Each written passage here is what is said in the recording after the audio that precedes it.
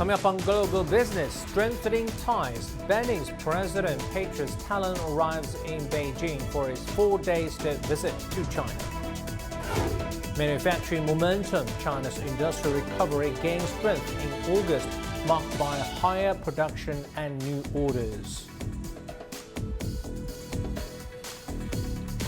And BRI Forum. China is to host third BRI Forum in Beijing this October to assess a decade of accomplishments. From CGTN headquarters in Beijing, this is Global Business. I'm Jun Junfeng. Benin's President Patrice Talon has arrived in Beijing for a state visit to China until Sunday. China's foreign ministry says President Xi Jinping will hold a welcome ceremony and a banquet for Talon, and the two heads of states will hold talks. The ministry says the state visit will provide new impetus for friendly cooperation and raise bilateral relations to new heights. China and Benin celebrated the 50th anniversary of the resumption of the diplomatic relations last year. Benin's President Patrice Talon has arrived in Beijing on Thursday. Talon is the first president of Benin to visit China in 5 years. Earlier, our reporter Sun Ye gave some updates on the President Talon's China trip. The Benin President Patrice Talon is in Beijing for a 4-day visit. He arrived this morning, and over his stay, Chinese President Xi Jinping is going to hold a welcome ceremony and a banquet for the President and Chinese Premier Li Qiang, and the country's top legislator Zhao Leji will meet with the African leader respectively. And the President Talon will also attend the Global Trading Services Summit. That service trade fair will take off on Saturday in Beijing. Now, as you said, this is President Talon's first trip to Beijing since 2018. He was last year for the Forum on China-Africa Cooperation. And this visit, of course, as you said, also comes as the two countries celebrated last year the 50th anniversary of the reinstatement of diplomatic relations between China and Benin.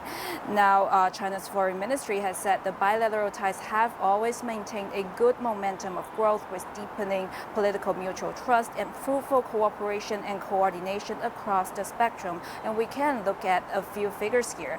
Last year, trade volume between China and Benin reached $1.95 billion. That's at a yearly growth rate of over 30%, and the Chinese government has also assisted the country in building many infrastructure projects, that's including stadiums, hospitals, and schools. And since 1978, China has sent 26 medical teams with a total of over 600 medical workers to the country. And Benin has also signed a cooperative document on Belt and Road Initiative in 2019. So there are a lot of areas that could see further growth in between. Dutch restrictions on selling semiconductor equipment are set to be enforced in September, where the Netherlands claims the measures are unbiased. They have been widely interpreted as directed towards China. The rule will block ASML, a major chip-making equipment manufacturer, from exporting advanced tools without licenses. ASML dominates lithography machine production, a vital part of chip manufacturing involving imprinting designs on wafers. These machines are crucial for crafting core components like processors and memory chips.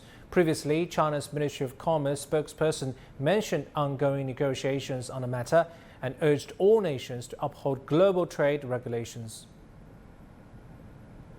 The Chinese government is maintaining communication and exchanges with relevant countries in the field of export control. China hopes that all parties, including the Netherlands, will uphold an objective and fair stance and market principles, abide by the spirit of the contract and international rules, maintain a free and open international trade order, and protect the legitimate rights and interests of enterprises. Now we're going to discuss more on China-Benin ties. We're now joined by John Gong, Vice President of Research and Strategy at University of International Business and Economics. Welcome to join our show. Professor Gong, what results do you anticipate from the visit of Benin's leaders to China? Well, I think one thing for sure is going to come out of his visit. It will be more economic cooperation between the two countries. I would anticipate, more trade and investment from China into Benin. And I think it also, obviously from a political perspective, it strengthens the two countries' relationships. Benin is a very important country in West Africa, and China has some investment there. And I think a good relationship between the two countries certainly helps, contributes to national interest for both countries. Can you highlight some key areas of collaboration between China and Benin? Well, I think in agricultural area, certainly there's a lot of cooperation. China has been investing relatively heavily in Benin in agriculture, in terms of acquiring land and cultivate crops for various purposes. Fundamentally, Benin is a agriculturally oriented country. And I think by adding more value in agriculture, by upgrading the entire industry in Benin, contributes to economic development in that country. Professor, you just mentioned about the regional cooperation. How might the partnership between China and Benin contribute to enhancing regional development in Africa? Well, I think this is actually a very important question you raised. This region, based on recent events, is full of political instability. Just yesterday, there's another report coming out of another West African country, Gabon, I think. Reportedly a coup is taking place. So I think based on the recent events in Niger and in Gabon, I think it's very important to have a stable political environment in the entire region. I think China's close relationship and cooperation with Benin certainly contributes in that regard. Thank you so much for your insights. That's Professor John Gong from University of International Business and Economics. You're watching Global Business. Come up next. China's manufacturing industry continues to consolidate its recovery in August as factories produce more and see an expansion in new orders.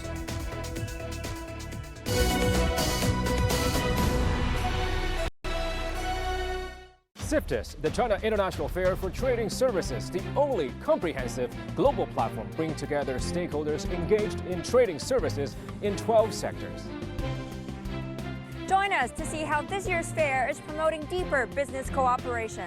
And how the future of finance in China is on display here at CIFTIS. Check out how we can cut our own carbon footprints through technologies. Explore new travel services and global cultures. Bonjour à tous, nous sommes maintenant au Parc Shogang de Beijing. Les presentamos un comercio de servicios innovador, inclusivo y sostenible. ستستخدم الشركات العالمية هذه المنصة لإجراء تبادلات معمقة مع مزيد من الشركات الصينية. Китайская международная ярмарка торговли услугами покажет плоды сотрудничества в рамках войск и пути.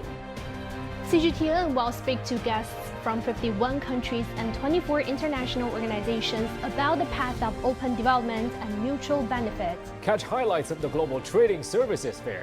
Live from Beijing, September the 2nd to the 6th, only on CGTN.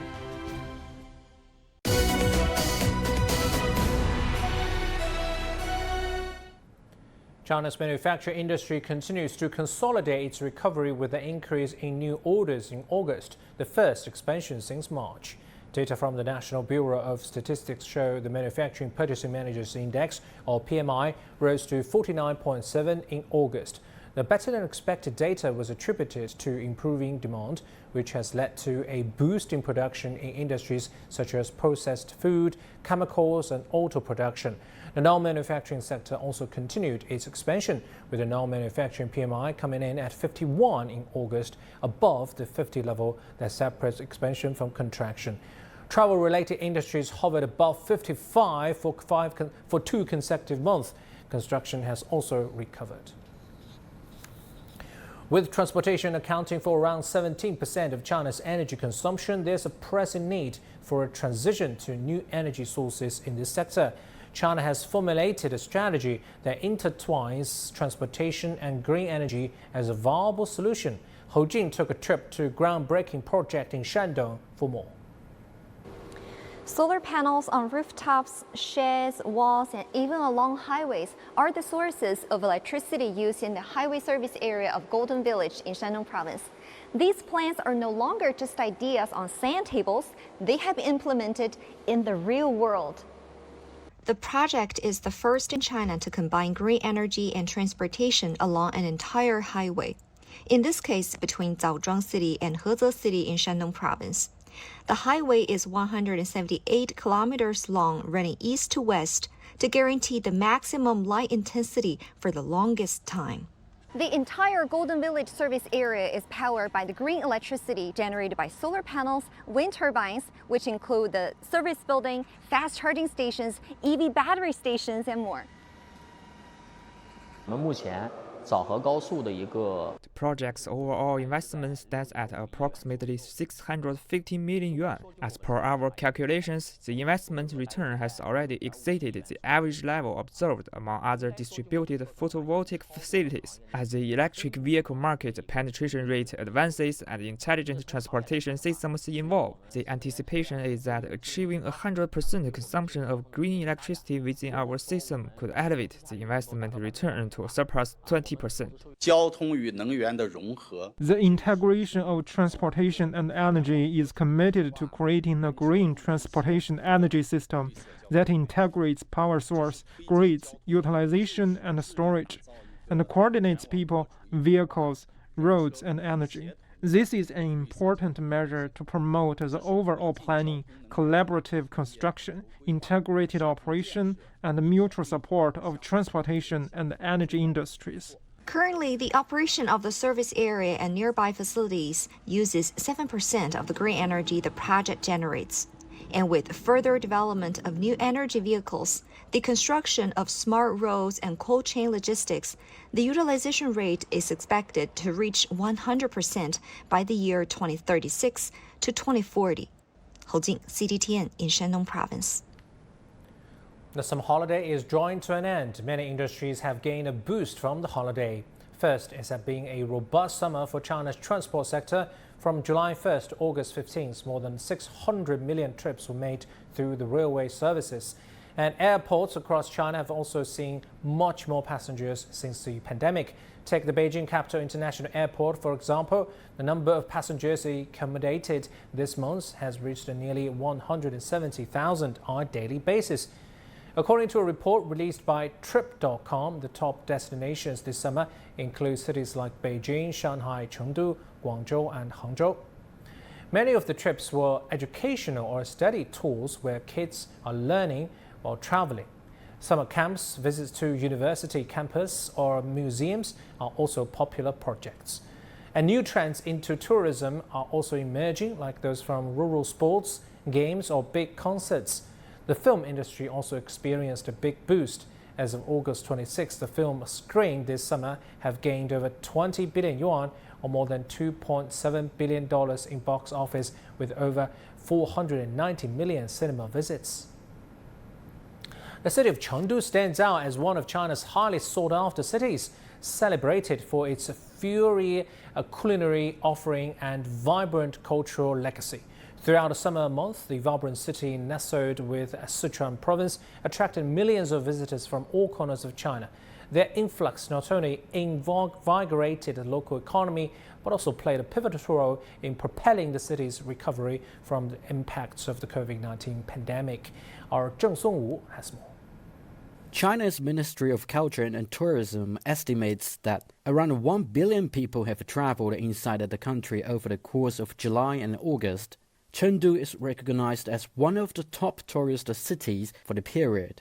One of the most popular attractions there is Jingli, an ancient street dating back to the Qing dynasty that offers a glimpse into Chengdu's rich culture and history. I came to Chengdu yesterday with my mom, and the weather was poor in the daytime, but we visited the wide and narrow alley in the evening, which was good. Today, we visited here and the nearby Wuhou Shrine, where the Red Wall, famous online, was beautiful to see in real life. This afternoon, we'll visit the People's Park too.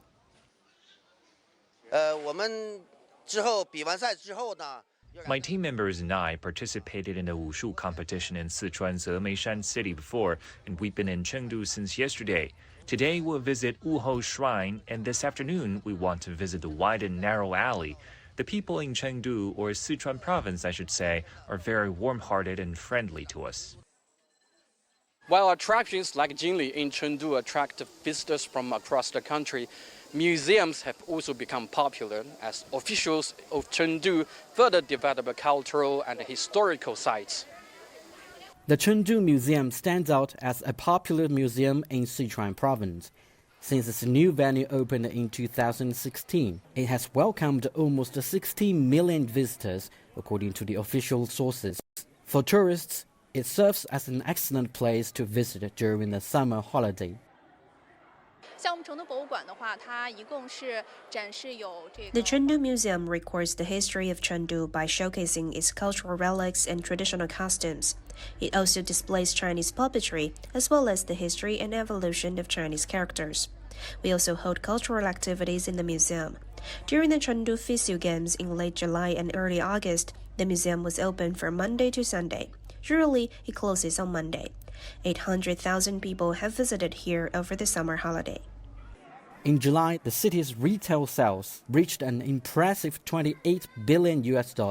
As per official statistics, the figures for August are still pending, but there's optimism for success. 郑颂 CGTN, Chengdu, Sichuan Province. Now let's take a look at some other headlines we're tracking at this hour. Additional measures targeting the property market have been implemented in various regions across southern China. These include allowing second home mortgages to be treated as first mortgages as long as the initial loan is repaid. To further stimulate the property sector, both People's Bank of China and the State Financial Regulatory Administration have taken steps such as reducing interest rates on existing first home loans and lowering the down payment requirement for home buyers. Furthermore, the Chinese government has made adjustments to personal income tax related to infant and elderly care. This aims to alleviate the financial burdens associated with child care and caring for elderly family members. Watching Global Business, come up next. India imposes 40% export duty on onions up to the end of the year to improve domestic availability of the staple vegetable.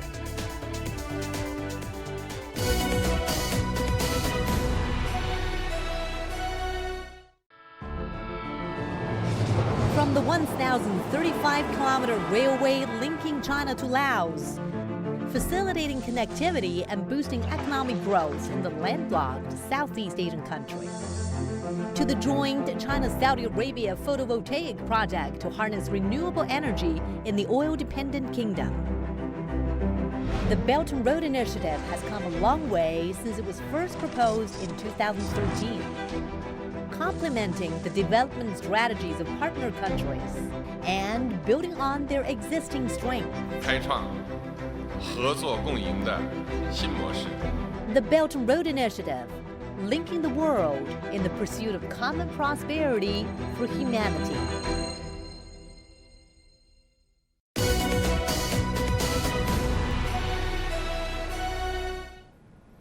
Food prices in India have soared in the last 2 months, mostly due to an erratic monsoon. The consumer price index touched 11.5% in July. The government has imposed export restrictions on some food items to control domestic prices. India's latest is 20% export duty on parboiled rice. Let's find out what will be the impact of these controls on global food prices, as India is one of the largest exporters of many of these items. After tomatoes, costly onion rates are pinching household budgets of Indians. Erratic rains damaged the crop and disrupted supply chains, leading to 80% increase in prices. To boost supplies and lower the cost, the government has imposed a 40% export duty till 31st December. As a result of the government imposing 40% export duty, onion prices have come down. but this is a temporary measure. In the next 2 weeks, we expect the prices to go up again as new crops in the state of Karnataka has been damaged, and this will impact the domestic prices. Skyrocketing costs of food essentials driven by uneven rains have burdened the consumers. About 2 weeks back, tomatoes costed 5 times more till the government started imports from neighboring Nepal. Rising costs are making it difficult to make the two ends meet. All essentials like vegetables, milk and others cost more. It's making our household expense almost double. My household budget has gone up from 10,000 rupees to 18 to 20,000 rupees per month. Food price inflation rose to 11.5%, highest in more than 3.5 years, pushing the government to act quickly. It started by banning the export of non-white basmati rice in July this year, and the latest is 20% export duty on parboiled rice. So it's obviously going to impact the global prices, and not only the global price, it is also going to impact the countries, the other countries which are exporting rice, so that the price of those for those countries, particularly for rice, if we look at the Thailand variety of broken rice or the Pakistan's variety of indica rice, the price is rising. The signals are that the threat of inflation will last longer as India is heading for its driest August in decades. Projections are that El Nino, which suppresses the Indian monsoon, is strengthening and will have an impact on the winter crops as well. Experts say that this should ring an alarm bell for the government, as it is not just an economic risk but also a political risk just before the parliamentary elections are due in less than a year. Ravinder Bava, CGTN, Delhi. Now we take a look at what making headlines across the world as we're tracking in this hour. In the US, initial jobless claims dropped to 228,000 in the week ending August 26, down from 232,000 in the previous week. In the Eurozone, the inflation rate for August remains stable at 5.3%. However, a crucial core measure that excludes volatile food and energy costs eased as projected, sliding from July's 5.5% to 5.3%. Additionally, UBS is set to trim its workforce by 3,000 positions in Switzerland as part of a comprehensive cost-saving strategy that aims to slash over $10 billion. This move follows the UBS Group's acquisition of Credit Suisse. Market experts anticipate that UBS might eventually reduce their global workforce by around 30 to 35,000 jobs.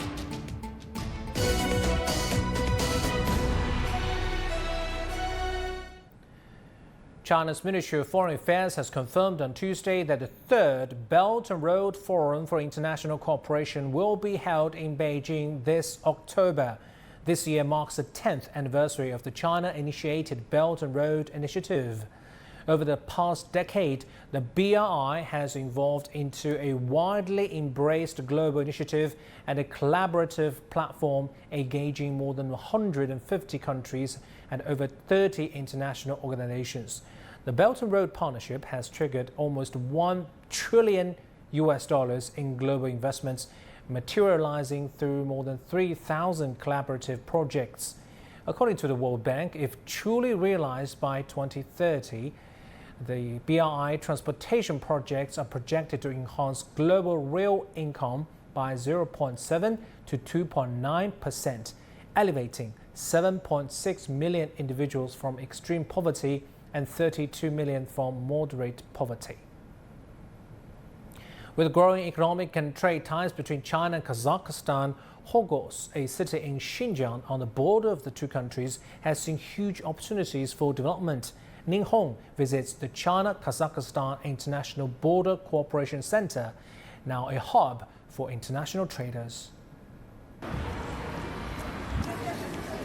Every morning at 9 a.m., and a large crowd gathers here waiting to enter the China-Kazakhstan International Border Cooperation Center in Horgoz. Among them, merchants, tourists, and those coming to meet family or business partners. The China-Kazakhstan International Border Cooperation Center encompasses an area of 5.6 square kilometers along the border of the two countries. Chinese residents can enter the cooperation zone using either their passport or ID card. This is a huge marketplace, and those buildings behind me belongs to the Chinese side. That this is the border between China and Kazakhstan. Well, now I'm officially crossing the border now. As you enter the Kazakhstan side, you can see there are two major buildings there. This is the shopping mall, and most Chinese people coming here will go shopping over there, and that's what we're going to do. Merchandise sources from Central Asia is popular here. Hu Chunmei owns a duty-free shop in the cooperation zone, mostly selling cosmetics and daily necessities. For bulk trade of these wines, the tax rate is 47.5%. Here, both exports and imports are tax-free, so it's double exemption. The COVID-19 pandemic adversely impacted the business in duty-free shops. The local government introduces tax relief and rent reduction policies in response. After the pandemic, the business environment here became much quieter. Many companies left. I was initially worried about the market's recovery. However, over the past few months, things have returned to normal. The inflow of goods has resumed, and foot traffic is back to about 50% of its former level. We're gradually recovering, and we're still confident. Inside the cooperation area, merchants from various Central Asian countries gather. Daily necessities and small commodities are especially popular. Many traders buy goods here and ship them via post. What did I buy? A car navigation device and a phone, just that. I actually just came here to visit friends. Kazakhstan is next door, and I came here to meet friends as well.